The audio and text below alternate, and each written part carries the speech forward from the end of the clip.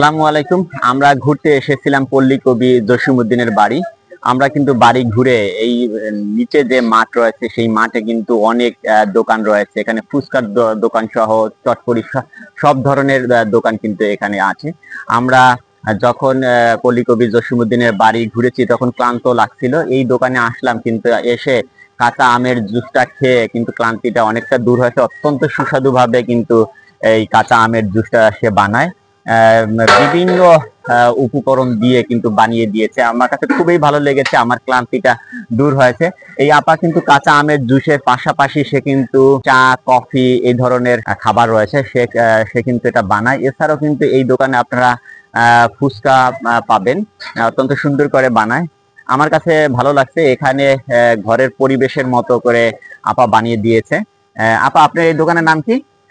এই দোকানের নাম হলো পল্লী ফুড কর্নার। আপনারা আসবেন, আপনাদের যে তৃষ্ণা নিবারণের জন্য আপনারা এখানে থেকে জুস খেতে পারেন।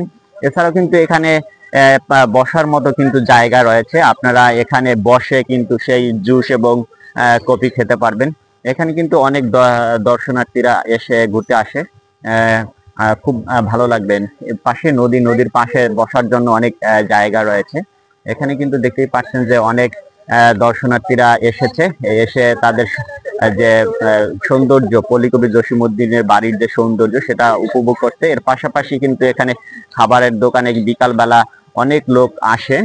যারা এখানে এসেছেন তারা এই ভিডিওটা কেমন হয়েছে অবশ্যই কমেন্টে জানাবেন। আর যারা এখনো আসেনি তারা আসবেন, ভালো লাগবে। আমরা এসেছিলাম, আমাদের কাছে খুবই ভালো লেগেছে। দাওয়াত দিলাম যে পল্লী কবি জসিমউদ্দিনের বাড়ি আসার জন্য, এবং যে খাবার দোকানগুলো রয়েছে এখানে খাবারের স্বাদ গ্রহণ করবেন।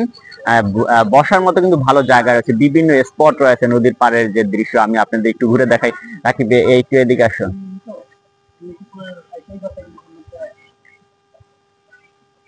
ওই দেখেন যে পাশে কিন্তু পাশে নদী। রাকিব, একটু জুম করে দেখাও, এই যে এই পাশে নদী, এর নদীর পাশে কিন্তু